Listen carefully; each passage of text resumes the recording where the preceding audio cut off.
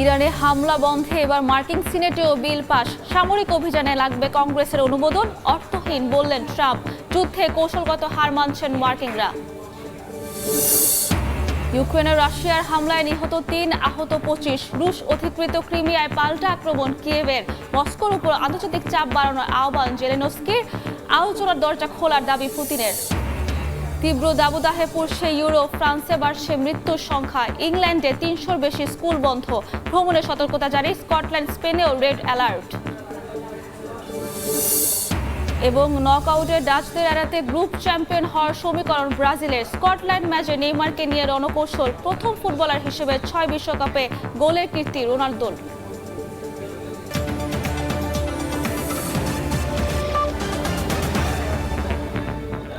আন্তর্জাতিক সময়ের সঙ্গে আছি আমি সাবরিনা মজুমদার। ইরানে হামলা চালানো থেকে ডোনাল্ড ট্রাম্পকে বিরত রাখতে মার্কিন প্রতিনিধি পরিষদের পর সিনেটেও বিল পাশ হয়েছে। পরবর্তীতে সামরিক কোনো পদক্ষেপ নেওয়ার আগে প্রেসিডেন্টকে অবশ্যই কংগ্রেসের অনুমোদন নিতে হবে। যদিও এই প্রস্তাবকে অর্থহীন আখ্যা দিয়েছেন ট্রাম্প। এদিকে পারমাণবিক স্থাপনা পরিদর্শন এবং সম্পদ জব্দ নিয়ে ইরান ও যুক্তরাষ্ট্রের মধ্যে মতবিরোধ দেখা দেওয়ায় শান্তি চুক্তির কার্যকারিতা নিয়ে প্রশ্ন উঠেছে।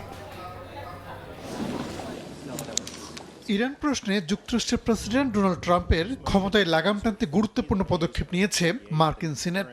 মঙ্গলবার রিপাবলিকান নিয়ন্ত্রিত সিনেট এমন একটি প্রস্তাব অনুমোদন করেছে যা ট্রাম্পকে ইরানের সঙ্গে সামরিক কর্মকাণ্ড চালিয়ে যেতে কংগ্রেসের অনুমোদন নিতে বাধ্য করে।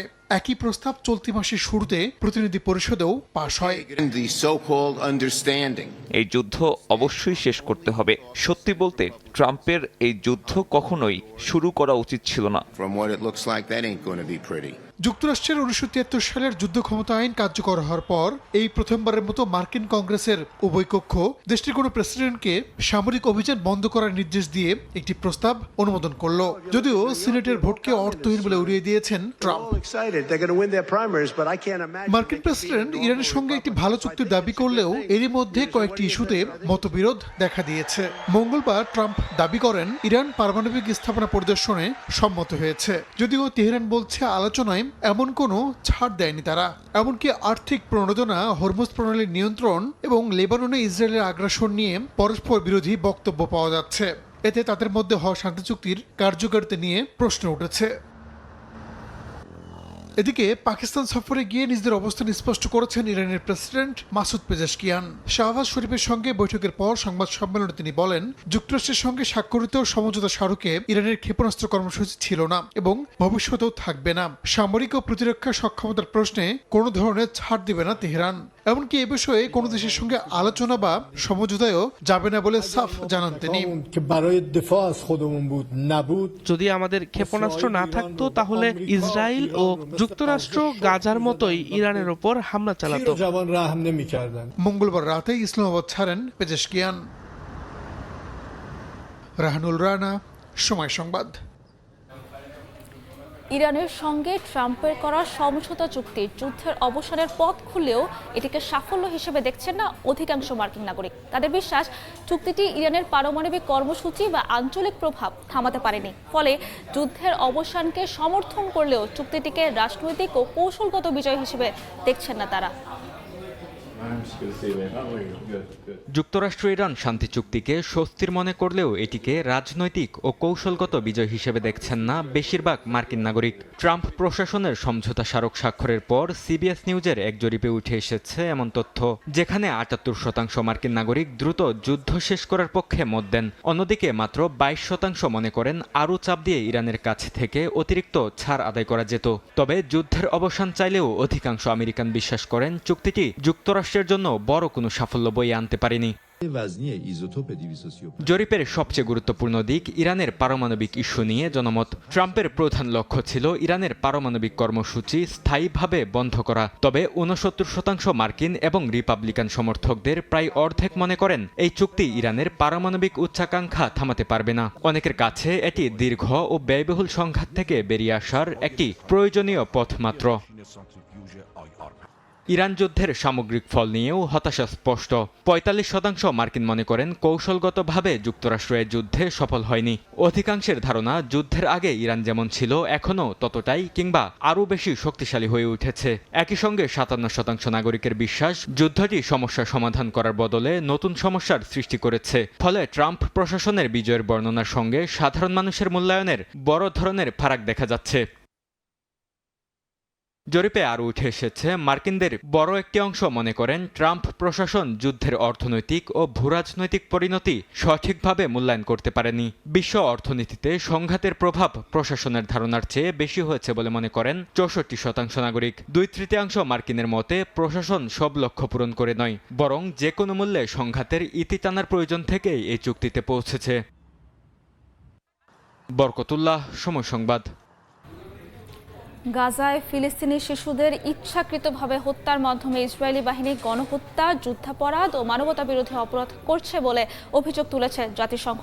মঙ্গলবার প্রকাশিত জাতিসংঘের স্বাধীন আন্তর্জাতিক তদন্ত কমিশনের প্রতিবেদনে বলা হয়েছে ২০২৩ সালের অক্টোবর থেকে গাজায় নিহতদের প্রায় ৩০% শিশু। কমিশনের মতে ফিলিস্তিনি শিশুদের ইচ্ছাকৃতভাবে লক্ষ্যবস্তুতে পরিণত করেছে ইসরায়েলি বাহিনী, যা গণহত্যা, যুদ্ধাপরাধ ও মানবতাবিরোধী অপরাধের প্রমাণ হিসেবে বিবেচিত হতে পারে। সংস্থার স্বাধীন তদন্ত কমিশনের প্রতিবেদনে ইসরায়েলের ভূমি দখল সম্প্রসারণকে নীরব সংযুক্তিকরণ হিসেবেও উল্লেখ করা হয়েছে। জাতিসংঘ বলছে শুধু বর্তমান প্রজন্ম নয়, ফিলিস্তিনিদের ভবিষ্যৎ অস্তিত্ব হুমকির মুখে।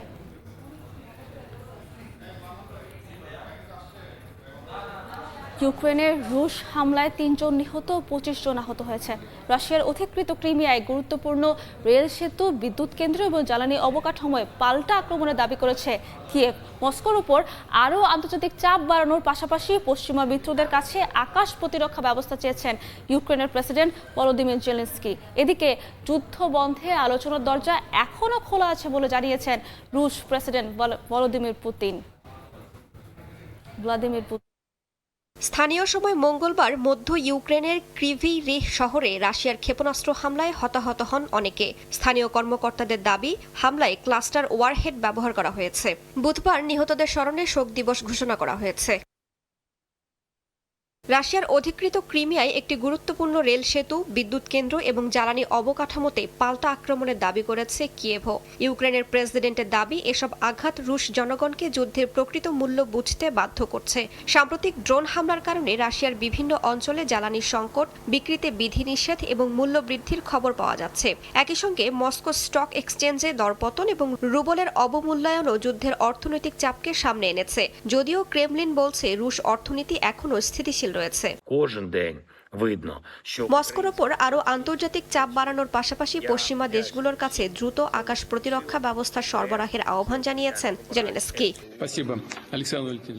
এদিকে যুদ্ধ বন্ধে আলোচনার দরজা এখনো খোলা আছে বলে দাবি করেছেন রুশ প্রেসিডেন্ট ভ্লাদিমির পুতিন। তবে ভবিষ্যৎ শান্তি আলোচনা ২০২২ সালের ইস্তাম্বুল সমঝোতা এবং ২০২৫ সালে মার্কিন প্রেসিডেন্ট ডোনাল্ড ট্রাম্পের সঙ্গে আলাস্কার অ্যাঙ্করেজ শহরে বৈঠকে হওয়া আলোচনার ভিত্তিতে হতে পারে বলে শর্ত জুড়ে দিয়েছেন। একই সঙ্গে পুতিনের অভিযোগ, ইউক্রেন শান্তি আলোচনায় শক্ত অবস্থান অর্জনের লক্ষ্যে রাশিয়ার অভ্যন্তরে হামলা বাড়াচ্ছে। রাইসা জান্নাত, সময় সংবাদ। আন্তর্জাতিক সময় আরও থাকছে। যুক্তরাজ্যের অভিবাসন নীতিতে বড় পরিবর্তনের ইঙ্গিত। স্থায়ী বসবাসের যোগ্যতা 10 বছর করার সরকারি পরিকল্পনার বিরুদ্ধে তীব্র ক্ষোভ, পার্লামেন্টের প্রতিবেদন উত্থাপন। এবার ফিফা বিশ্বকাপের খবর।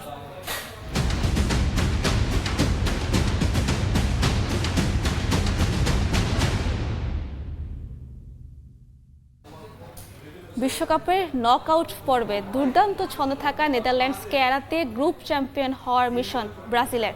স্কটল্যান্ডের বিপক্ষে বড় জয় তুলে নিতে নেইমারকে নিয়ে রণকৌশল সাজিয়েছেন কোচ কার্লো অ্যানচেলোত্তি।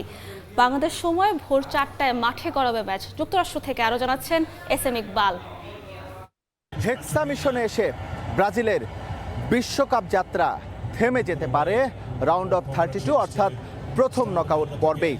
আবার এই কঠিন পথ থেকে কিভাবে ব্রাজিল বেরিয়ে আসতে পারে সেই সমীকরণও ব্রাজিলের হাতেই। সেটা কিভাবে ব্যাখ্যা করছি।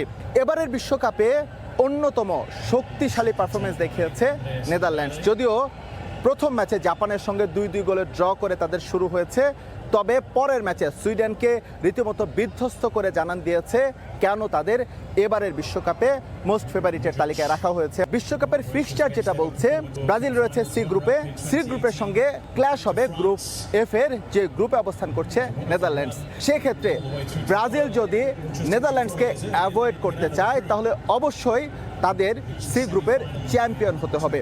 যদিও এই ম্যাচ শুরুর আগে ব্রাজিল এখনও গ্রুপের শীর্ষ পর্যায়ে রয়েছে, তবে সেটা উলটপালট হয়ে যেতে পারে তাদের গ্রুপ পর্বের শেষ ম্যাচের পর। শেষ ম্যাচে মরক্কোর সামনে একটা সুযোগ রয়েছে হাইতিকে বড় ব্যবধানে হারিয়ে গ্রুপে যে তারা গোল ব্যবধানে 2 নম্বরে রয়েছে সেটা এগিয়ে নেওয়া, অর্থাৎ শীর্ষে চলে যাওয়া। পক্ষান্তরে ব্রাজিলের সামনে কঠিন চ্যালেঞ্জ স্কটল্যান্ডকে সামলানো, কেননা স্কটল্যান্ডেরও সুযোগ রয়েছে গ্রুপ রানার্স আপ হওয়ার বা গ্রুপের তৃতীয় স্থানে থেকে বিশ্বকাপের পরের পর্বে যাওয়ার। সুতরাং সেই সুযোগটা তারা নেওয়ার জন্য সর্বোচ্চটা দিয়েই চেষ্টা করবে। যদিও বিশ্বকাপের ইতিহাস বলে বিশ্বকাপে স্কটল্যান্ড কখনোই ব্রাজিলকে হারাতে পারেনি। ব্রাজিলের সামনে হচ্ছে আসলে ইকুয়েশনটা একেবারে পরিষ্কার। সি গ্রুপের চ্যাম্পিয়ন হলে তারা রাউন্ড অফ 32-তে গিয়ে পাবে এফ গ্রুপের রানার্স আপ দলকে। সেক্ষেত্রে এফ গ্রুপের রানার্স আপ দলও যে একেবারে ফেলে দেওয়ার পাত্র তা কিন্তু নয়। এফ গ্রুপের রানার্স আপ হিসেবে আসতে পারে জাপান, যে জাপান প্রথম ম্যাচে নেদারল্যান্ডসকে 2-2 গোলে রুখে দিয়েছে। এস এম ইকবাল, সময় সংবাদ, যুক্তরাষ্ট্র। প্রচণ্ড গরমে ফ্রান্সে 2 শিশু সহ 40 জনের মৃত্যু হয়েছে। বন্ধ রয়েছে iconic Eiffel tower, Louvre museum. জারি করা হয়েছে রেড অ্যালার্ট। হটলাইন চালুর পাশাপাশি আক্রান্ত ব্যক্তিদের জন্য বিশেষ শয্যার ব্যবস্থা করেছে সরকার। ফ্রান্সের প্যারিস থেকে আরও জানাচ্ছেন মোহাম্মদ লুৎফর রহমান বাবু। ফ্রান্সে চলমান তীব্র তাপপ্রবাহের কারণে দেশটিতে উল্লেখযোগ্য সংখ্যক শিক্ষা প্রতিষ্ঠান বন্ধ ঘোষণা করার পর এবার দেশটির আইকনিক আইফেল টাওয়ার ও লুভর মিউজিয়াম নির্ধারিত সময়ের আগেই বন্ধ ঘোষণা করেছে কর্তৃপক্ষ। এবং তাপপ্রবাহ চলাকালীন পরবর্তী দিনগুলিতে সময়সূচিতে ব্যাপক পরিবর্তন আনা হয়েছে। আইফেল টাওয়ার, লুভর মিউজিয়ামের পাশাপাশি অন্যান্য দর্শনীয় স্থানগুলিতেও ব্যাপক সময়সূচিতে পরিবর্তন এনেছে কর্তৃপক্ষ। প্রায় 80 বছরের ইতিহাসে ফ্রান্সে তাপমাত্রা সর্বোচ্চ রেকর্ড স্পর্শ করেছে। দেশটির কোনো কোনো অঞ্চলে তাপমাত্রা 43 ডিগ্রি ছাড়িয়ে গেছে। চলমান এই তাপপ্রবাহে 2 শিশু সহ 40 জনের মৃত্যুর খবর পাওয়া গেছে, তবে এই সংখ্যা আরও বাড়ার সম্ভাবনা রয়েছে। তীব্র এই গরমে বিপর্যস্ত হয়ে পড়েছে ফ্রান্সের জনজীবন, বিঘ্ন করছে যোগাযোগ ব্যবস্থায়। দেশটিতে বসবাসরত সাধারণ মানুষ জানিয়েছেন নিকট অতীতে তারা এমন গরমের মুখোমুখি হননি। ফ্রান্সে খুব গরম ভাই, এইবারের মতো আমি 10 বছরের মধ্যে এইবারের মতো গরম আর পাই নাই। বাচ্চা কাচ্চা নিয়ে ভাই অনেক সমস্যা হয়, রাতে ঘুমাতে পারি না, তারপরে দোকানের মধ্যে বসতে পারি না ভাই, এত যে গরম, ভয়াবহ অবস্থা। চলমান এই তাপপ্রবাহ মোকাবেলায় সরকার বেশ কিছু পদক্ষেপ নিয়েছে। জরুরি হটলাইন চালুর পাশাপাশি দ্রুত স্বাস্থ্য সেবা দেওয়ার জন্য শয্যাও চালু করেছে।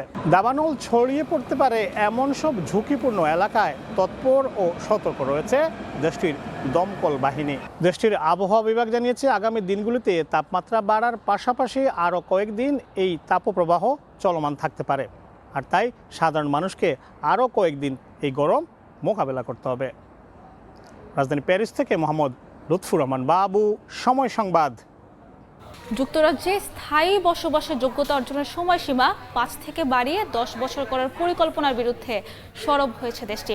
একই সঙ্গে অল্প বয়সে বেড়ে ওঠা শিশুদের 18 বছর পূর্ণ হলে সেটেলড স্ট্যাটাস দেওয়ার বিষয়টিও বিবেচনায় আনা হয়েছে। মঙ্গলবার পার্লামেন্টের উচ্চকক্ষে নতুন প্রতিবেদনে অভিবাসন নীতিতে বড় পরিবর্তনের ইঙ্গিত দিয়ে এসব তথ্য তুলে ধরা হয়। এছাড়া স্বরাষ্ট্র মন্ত্রণালয়ের তথ্য ব্যবস্থা দুর্বলতা, অভিবাসী অন্তর্ভুক্তির চ্যালেঞ্জ এবং দক্ষ কর্মীদের ভবিষ্যৎ নিয়ে একাধিক গুরুত্বপূর্ণ সুপারিশ তুলে ধরা হয়।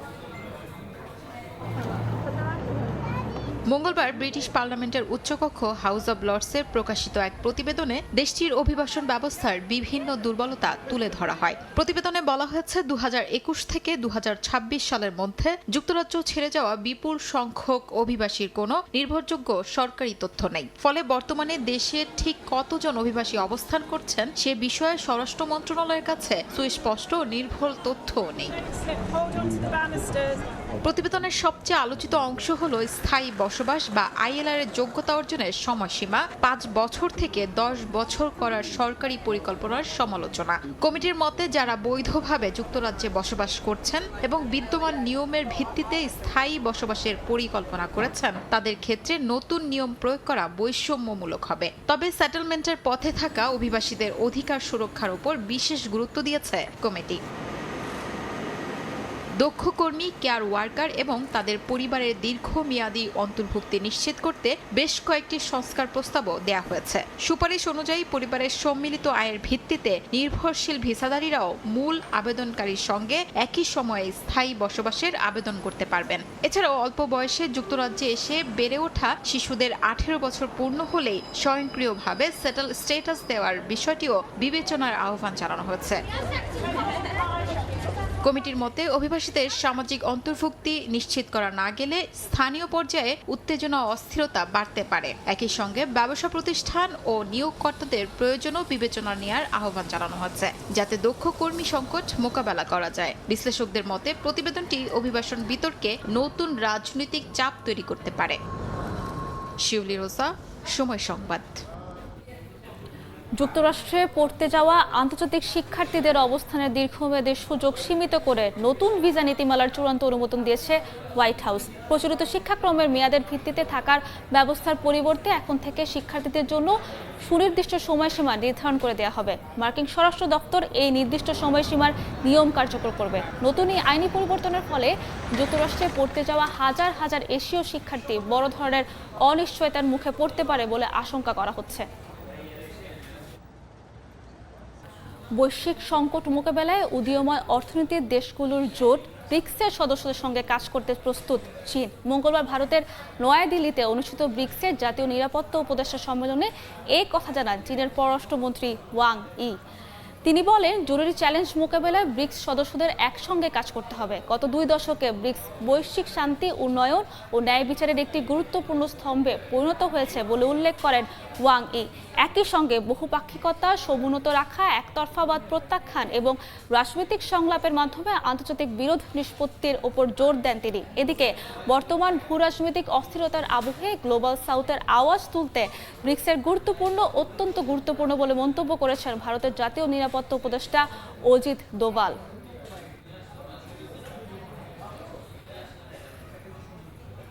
আন্তর্জাতিক সময় আরও থাকছে।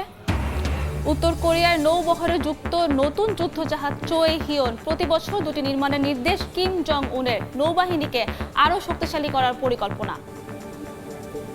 ভারতের পশ্চিমবঙ্গের কলকাতার তারাতলায় নির্মাণাধীন একটি গুদামের ছাদ ধসে পড়েছে। এই ঘটনায় বেশ কয়েকজনের হতাহতের আশঙ্কা করা হয়েছে। বুধবার দুপুরে নির্মাণাধীন একটি গুদামের ছাদের বড় অংশ হঠাৎ ভেঙে পড়ে।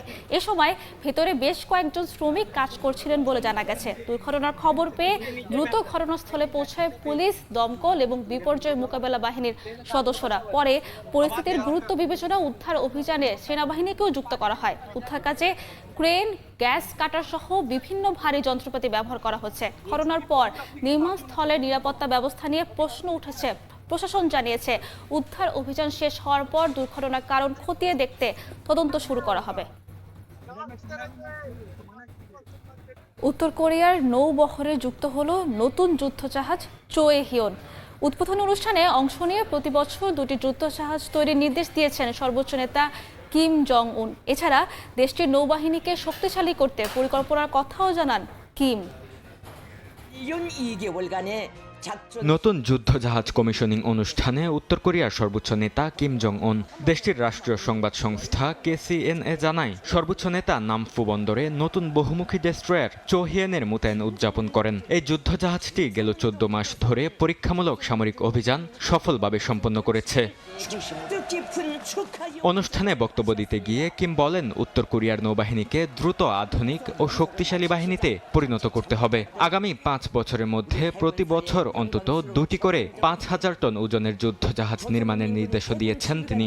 আরও একটি ডেস্ট্রয়ার কাঙ্কুন শিগগিরই মোতায়েন করা হবে বলে জানান সর্বোচ্চ নেতা। পাশাপাশি 10,000 টনের কৌশলগত যুদ্ধজাহাজ নির্মাণের পরিকল্পনার কথাও জানান তিনি। নৌবাহিনী উত্তর কোরিয়ার সামরিক শক্তির দুর্বল অংশ উল্লেখ করে কিম বলেন তাদের সক্ষমতা এখন কল্পনার অতীত এবং অবিশ্বাস্য হয়ে উঠবে। আধুনিক নৌঘাঁটি নির্মাণ অত্যন্ত জরুরি ও অপরিহার্য কাজ হয়ে দাঁড়িয়েছে উল্লেখ করে কিম বলেন এ লক্ষ্যে পার্টির কেন্দ্রীয় কমিটির বৈঠকে নতুন নৌঘাঁটি নির্মাণের পরিকল্পনা নিয়ে আলোচনা হয়েছে। বরকতুল্লাহ, সময় সংবাদ। দেখছেন আন্তর্জাতিক সময়। দক্ষিণ কোরিয়ার জিম্পো শহরে একটি গুদামে ভয়াবহ অগ্নিকাণ্ডে পুরো এলাকা কালো ধোঁয়ায় আচ্ছন্ন হয়ে পড়েছে।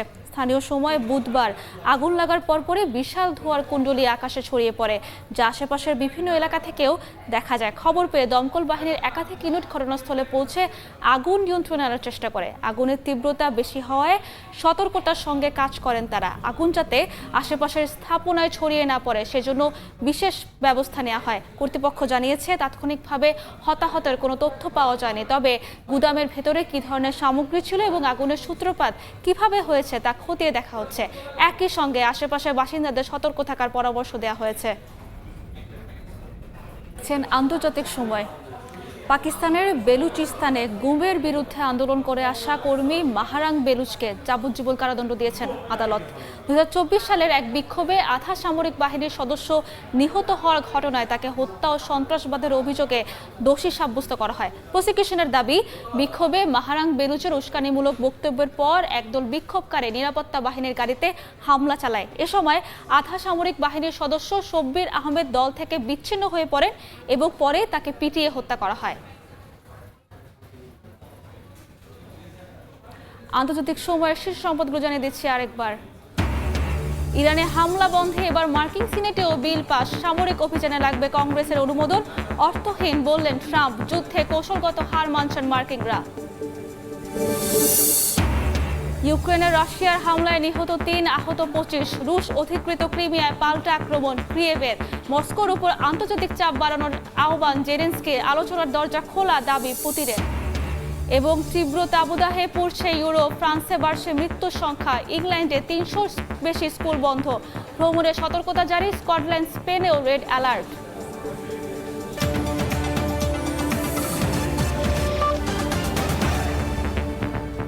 এই ছিল আন্তর্জাতিক সময়। দর্শক, বিশ্বকাপ ফুটবলের মহাযজ্ঞ সরাসরি সম্প্রচার করছে সময় টেলিভিশন। দেখতে চোখ রাখুন সময়ের পর্দায়। এরপর বিকেল 5টার সময় সংবাদ দিয়ে থাকবেন ইমদাদুল হক। সাবরিনা, আপনাকে ধন্যবাদ। বিকেল 5টার সময় সংবাদ নিয়ে আসছি কিছুক্ষণ পর। সঙ্গে থাকুন সময়।